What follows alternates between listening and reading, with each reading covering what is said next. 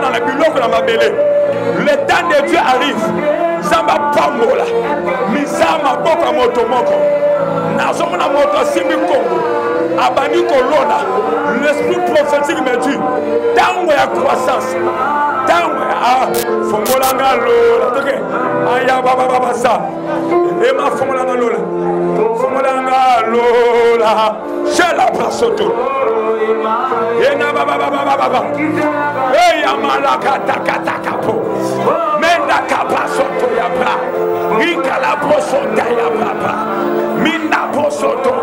Manda posata la bra. L'eau les offres aux en ligne, l'eau les offres en Belgique les offres l'eau les offres Eya baba baba. Shala baba baba. Fongola lola papa. Yamala bosata. Hey ya baba baba baba.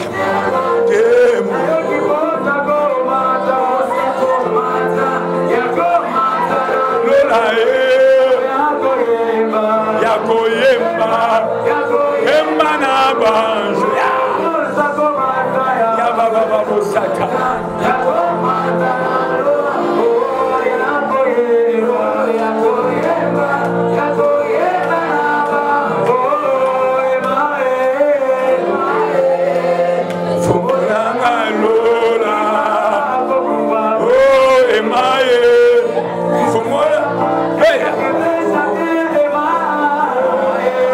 Nous avons besoin de toi ce matin. Nous avons besoin de toi dans ce lieu. Et ça rendez-vous à prophétité. Mais ça rendez-vous à Nzambé.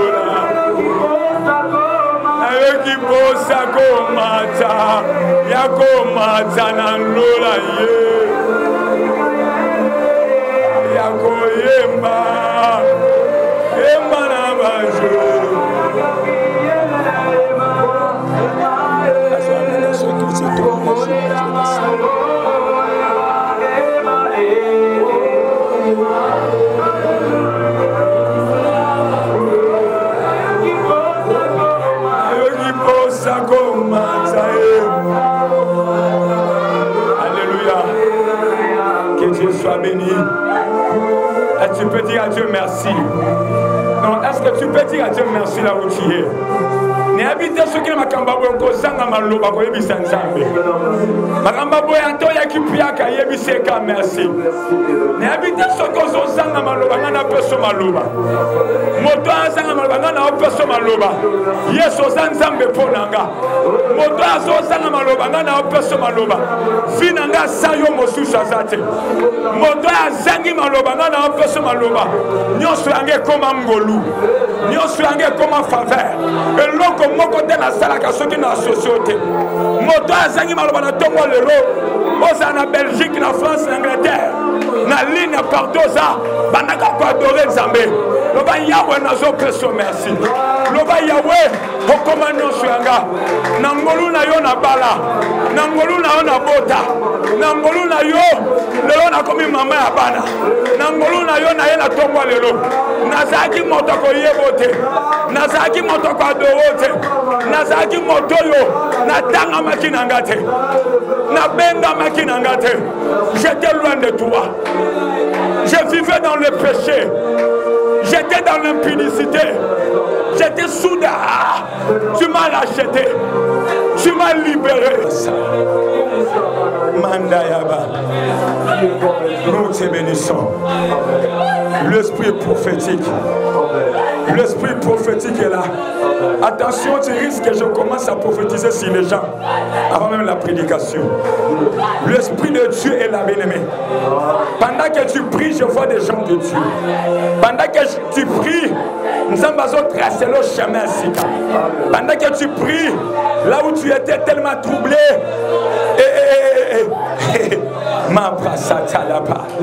eh bien, tu voyais et sentais. Voyez et sentez comment l'Éternel est bon. Il est tellement bon. Il est tellement bon. Ma Bible me dit, dans sa présence, quelque chose. Tofandi, Ozobetambo, Ozovanda sous l'onction. Betambo sous l'onction, Ozovanda. Alléluia. Quand tu viens à l'église, il faut être connecté. Quand tu viens à l'église, il faut monter manaeuse la connecter par ça. C'est possible, dès le début, tu es visité. C'est possible, pendant que l'homme de Dieu prêche, tu es visité. Je prie maintenant, reçois la paix au nom de Jésus. Que le Saint-Esprit te touche et reçois la paix. Tu es visité par le Saint-Esprit. Je dégage l'esprit de la consolation. Je t'attends seulement, tu prends la paix, le Saint-Esprit. Fais ton œuvre. Yes. Alléluia. Je vais prêcher. Ça veut dire qu'il y a des choses qui aussi bien,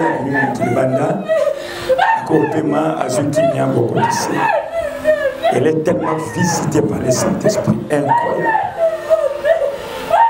Mais avant que je prêche, Dieu m'a insisté, je parle à quelque chose, à quelqu'un, trésor. Mais la prophétie est liée sur son mari. Son mari a été mis en mélange. Papa, je suis au balai l'été posé à qui trésor. Mon balai parce que tu as rencontré une femme qui a l'onction. Selon la loi de ta famille, tu ne voulais pas honorer moi Sinavina. Maintenant, tu veux abandonner l'onction pour aller où? Sauf que quand tu as l'alliance sans Amenanga, tu deviendras stable dans ta vie. Mais si tu fuis l'onction, je prophétise clair. Ici tu es un fils. Tu dois connecter à l'onction. Là où aujourd'hui il n'y a rien. Ton problème ce n'est pas aller à l'église. Ton problème c'est la transformation. Un grand homme est aveuglé. Bolanda Nzambe moko binonyos. Et vous verrez la gloire de Dieu. Betamona Congolaise. Terminant Thomas le Lezali, il faut que les choses changent. Il faut que les choses changent. Ah, il faut que les choses changent. Et Seigneur m'a changé. Et bien la tombe le Seigneur m'a changé. Il faut changer. 6 mois au Tikanango. Il faut ma changer. Il faut que les choses changent. Dans la 4 églises, il faut que les choses changent. Il faut que les choses changent. Il faut que les choses changent. Betama beaucoup bien. Na Bible, il faut que les choses changent. Amen. Mutu oya akozana kanda molimo santo na tonga lelo, ye mutu akoza béni. Amen. Prière lelo eza prière batu nyosote. Mais sa prière bato alembi kazaka moko babite. Kazako na lembi fait quitter. Yango nazo sako na tonga lelo, oza na Belgique, oza la partout en ligne. O kazaka oyo lembi so longo nom de Jésus. Amen. Il faut que les choses changent. Amen. Il faut que ça ne change. Amen. Maman aujourd'hui. Il faut que les choses changent. Amen. Et la Bible est dans le bon temps. Nous avons décidé à changer ma kamuna bango. Et mais l'autre chose comme nous avons décidé à changer ma kamuna bango. Mais nous avons changé ma kamuna libota. Nzambe soka linga tombo la nation. Nzambe soka linga visiter un peuple. Il passe pas par tout le monde. Nzambe a visité un peuple, nous sommes à mon côté. Azan Nzambo, il passe par quelqu'un pour bénir les autres. Nazo sakwana tonga lelo, oza parmi bato nzamba zo linga alokota na libota na yo pour faire la série élévation. Oza parmi bato nzamba zo linga apesa libala moko. Il faut que les choses changent. Amen. L'homme qui est mon chérie Nanga Sarah, que j'aime beaucoup. Tout ça qui n'a fait ta docte. Moi, Nanga Bali, n'a bien que fidèle à professeur Jiti. Mais c'est qu'il y a 2020, 2021 au global. Papa non pas n'aime ce n'dimaga ni ça. Et l'homme tout ça qui est la mon classe. Moi c'est docteur, mon bali docteur. Il faut que les choses changent. Tout ce Juge chapitre 6. En commençant par le verset 2. Mon dit mais il y a encore pour la Bible. Mon dit mais mokili yokabiso. Pour kabelo lati et l'équipe Bible na chair. Mon amour le Bible c'est papa Bible nga est bloqué. Na Bible c'est oya Bible est bloqué kate. Mais t'as bien. Les hommes comme que préféré, aux à Facebook. Ma camona na Facebook na habite Eza yangote Jérémie. Na moni papelo. Eza yango beta maboka bien. Na bi me tala mboke pepi. Na bi na ba eloki habite. Eloki ando yo fie na ngate. Na chane be boka jonsi na Natala au Facebook. Bientôt peut encore à WhatsApp. Déjà, ceux qui vont à Facebook, le besoin préféré aux en WhatsApp, aux en Facebook, mais Bible, aux en voté. Alléluia. Amen. Les choses doivent changer. Juge chapitre 2. Pardon, Juge chapitre 6. Le verset 2 d'abord, tout le verset 2, et le verset 3 jusqu'au verset 4. Mais tout ce qui est malin, d'abord le verset 2, tout le monde, tout le monde, toi, nous répondons à ça. Juge chapitre 6, le verset 2, nous sommes au Seigneur. Amen. La main de mendiant fit puissant contre Israël. Le boko yaba mandandit, c'est ça qui lui colo yaba Israël. Pour échapper à mendiant. Pour échapper à ma camouana nyonso. Les enfants d'Israël se retirèrent dans les ravins. Bana Israël bazo ki ma mandandit baketi na ba mabulu na ba sous bazo ke bakeko batama. Dans le calvaire et sur les rochers fortifiés. Baketi na mazia mabanga ko batama peuple ni na so sakwa na poko lelo. Les choses doivent changer. Amen. Non, les choses doivent changer. Amen. Qui c'est dans le bokolo? Peuple au bazan la promesse. Peuple au bazan de laka. Quel peuple? Israël. Amen. Mais peuple mon combo bazan la promesse cité. Bazon nyon pour Israël. Bible so baba mandandis bazo bundisa Israël. Bazaki prisa koleka Israël. Israël est peuple y laka. Peuple y a prophétie. Bazo ki baba mandandis. Bakel ko battre matira ba source a maltina mabanga. Parce que peuple yo bazaki ko combattre Israël. nazo sakona poko lelo mutu nyonso oyo azo menaso lelo ba donner so changer. Amen. Toyo kingate mutu nyonso azo combattre yo lelo ba donner so changer. Na habite na famille na yo eloko nini oyo boko akolonga te.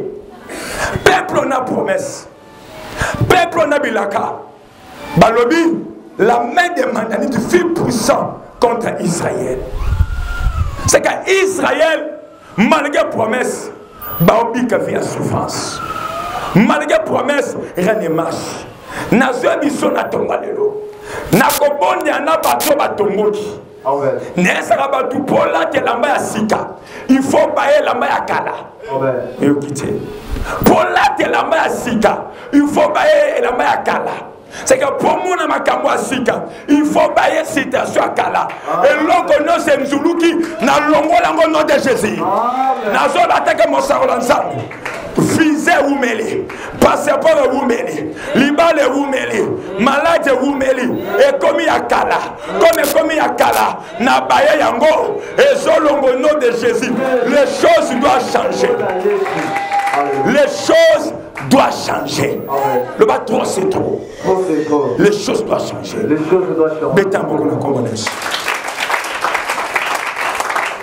Israël n'a promesse. Donc, Kima, peuple moko obana nzambete. O baby toujours ko fuka mababike. Yo petit ozawana, ozana ba promesse. Mais nana zo bloqué ba promesse. Bible solo ba Daniel dès le premier jour. Nous avons perçu Daniel les résultats de la prière. Mais pendant 21 jours, nous avons gêné dans les néants. Nous avons bloqué la chaîne de prière.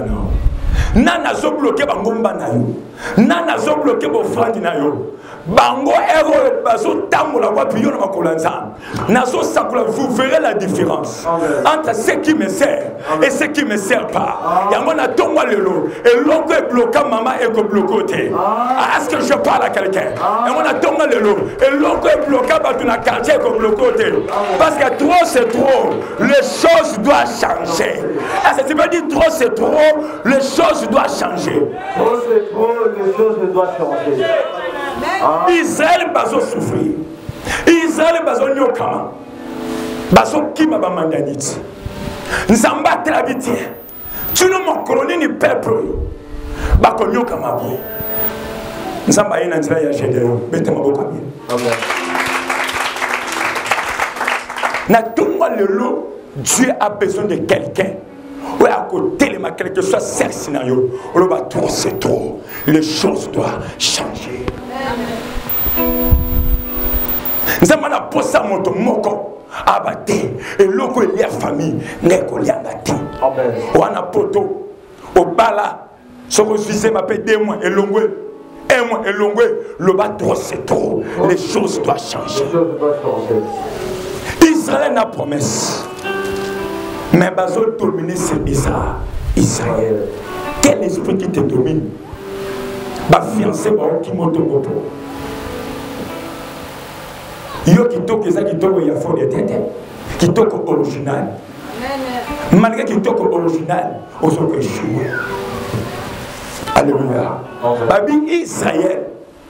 Babali ko kima ba mandani tina poko battre na sama banga. Okima na ba veni. Donc il n'a venu de pas retourner. Okima na ba coin. Le lonazo sako. Le même inzela ozaï okima. Okokota mon alliance. Okokota mon voyage. Okokota mon gloire. Est-ce que je peux avancer? Est-ce que je peux avancer? Le même monta piscine a bêté ça pendant 38 ans. Azaki malade. Le même bateau ozaï kopese mbongo. Ce sont les mêmes personnes qui vont à Zotambo. Qui vont sauter. C'est que les mêmes bateaux vont passer au Congo, vont passer au général, maman ministre, femme d'affaires. Est-ce que je parle à quelqu'un ce matin? Yambango, yes.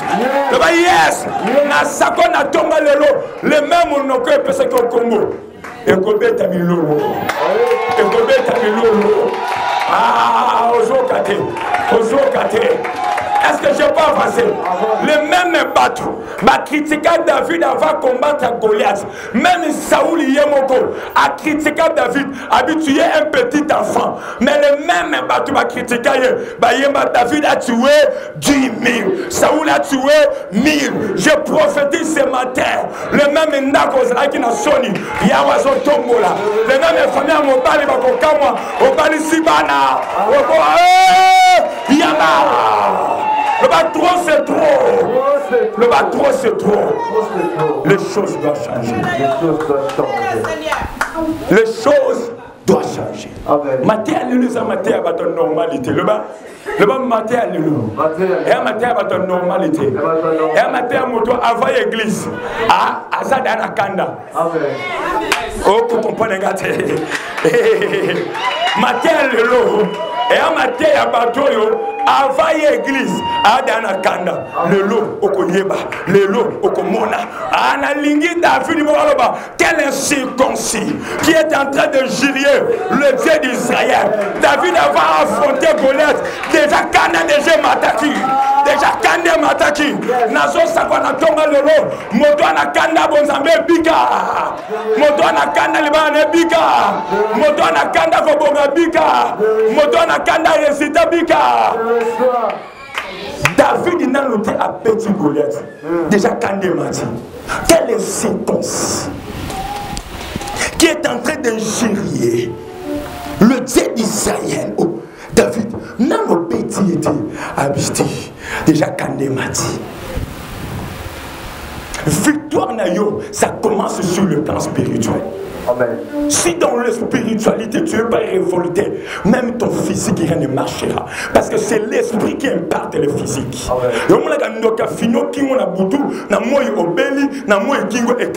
Parce que c'est la spiritualité qui impacte le physique. Na matisi badona yo, na matisi vie de prière, na fongoli tableau prophétique na yo, na fongoli ba songe na yo, na fongoli vie na yo, na fongoli destin na yo. Trop, c'est trop. Les choses doivent changer. Mettez-moi pourquoi bien.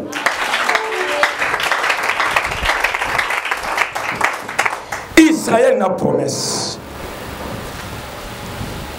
La Bible dit, plus de 7 ans, ils étaient dominés sur la main des Philistins. Peuple n'a promesse. Et nous avons habité. C'est vrai que nous avons un livre qui manque de désobéissance. Mais le même nous avons l'habité à livre qui ne nous perd peuple. Trop c'est trop. Je vais passer par quelqu'un. Nous n'avons qu'à mettre foi. Gédéon un homme zéro mais grand. Gédéon un homme zéro mais grand. Dieu a passé par Gédéon. Outana yeba nzambe bananga. Soka linga tombe la famille, alekaka jamais nzambe ro. Amen. Outana yeba nzambe. Soka linga tombe la vie à moto, alekaka jamais nzambe ro. Dieu passe toujours par des zéros. Dieu passe toujours par des zéros. J'ai d'ailleurs un homme zéro mais grand.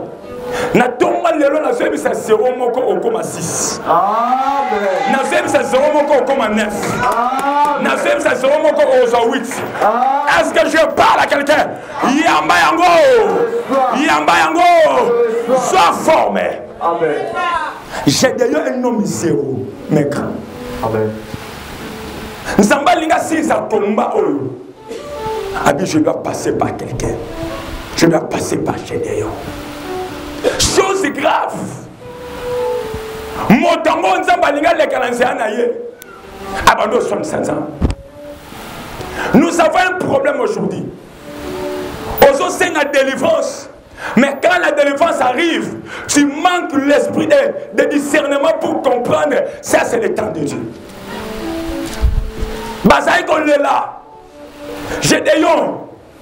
C'est vrai, on se rappelle où sont des prodiges. Je vais être dans la parole. Amen. Amen, Église. Amen.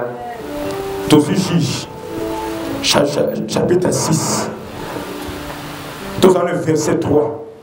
À votre 12. Amen. Juge chapitre 6, verset 3. Quand Israël avait semé, Mandia montait avec Amalek et le fils de l'Orient qui marchait contre elle. Yoka. Balobi tangu Israël. Bazo semé. Bazo lona nguba pondu. Ano se bango ba matana butu ba ofuzo la nguba ba Israélite. Combien de semences sont semées? Au moins un résultat. Au chembo mon a commerce combien de fois okoya. Nani na butu ya kazo fuzo la nguba. Babi tangu tala niveau Israël. Peuple ya promesse. Ba comme ba esclave. Apatanga verset 3. Juge 6. Quand Israël avait semé, Tangu Israël, bazaki kolona. Mandia montait avec Amalek Ba mandia na ba malek ba soya. et le fils de l'Orient. Pena bana Orient, c'est que on a bien. C'est que ezaba nation ba sangani pour ba combattre Israël. Na tomba lelo. Motonyo sa sangani pour combattre yo. Ya wa combattre ye. Ya wa combattre ye. Na veni na wapi. Ya wa combattre bango. Trois nations oh le papa bandela. Quand Israël avait semé, Tangu Israël zaki kolona. Mandia montait avec Amalek et Le canal. Un mandia. C'est que on est un peuple moussou. T'as là trois peuples mobimba. Bah combattre une nation mort. Yo bi tout le monde est combien de personnes. Babi tangu Israël. Bazolona. Tangu papa diakandre. Abimi na tonga kene kop. Babi to konfute en panne. Tangu le mina ko teka na zandu. Babi lelo okotula. Okosonga makolosa na transport. Tango bina cha pondu babi lelo pondu wana ekokuya ekobetela moyi. Nana zo bloquer semence na yo. Nana zo bloquer banana yo. Nana zo bloquer bénédiction na yo. Ba mandianite ba zo bloquer semence ya Israël. Trop c'est trop.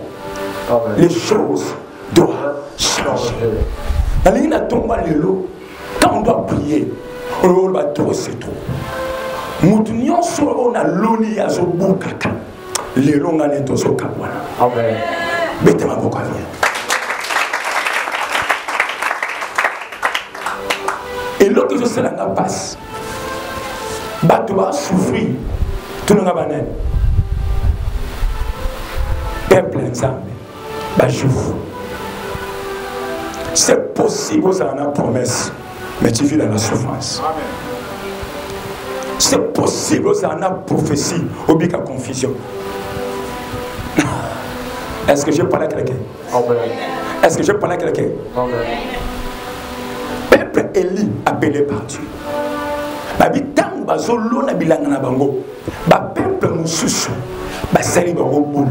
Ba bandu ko déraciné yango. Bazo fuso bango ba. Bango bazo na tongo. Na bassin abuka pondo atabo na 4 ans déjà ba côté qui ba buka ki pondo Chantal Ozawa ba mandaniti yo ya bozoya o te kasuki ni na yo ba muda na 5 heures ba na ba kolo bilanga ba yepena abuka ba beta na chiffler abuka pe beloko na ata dimi apesa peta kenda nani azo yiboli pamboli. Je connais un frère. Il joue à ce qu'il nous défendre. Licence naïe. La tombe c'est la crise de Koufaki. C'est que maman on a assémé dans les néants. Papa on a assémé dans les néants. C'est dans le niveau licence. La tombe va toi bien qui déjà fait tes alliés. Parce que c'est pas l'ami. Dès qu'on a 5 heures, la ponga la moration la crise. Na licence, na perte, na nazo yibo biloko. Na tomba lelo tu dois s'élever comme Gédéon. Amen. Il faut que Dieu passe par toi. Pour peuple la délivrance, tu as passé par Gédéon. Amen. Alléluia. Amen. Avance frère. Le verset 4. Il combattait en face et les détruisait les productions du pays jusqu'à vers Gaza. Elle ne laissa en rien ni vivre, ni brebis, ni bœuf, ni ânesse. Qui comprend ce que Dieu parle? Amen. Baso combattre Israël, tina point que ni tabanamboka azalate, ni soso azalate. yo mpe vi ozobika balingaka mai oyo atina ndako na yo emona te bana po satani baninga basekaka osekata mokolo moko te okoti na ndako omoni degré ya chasseresse incroyable.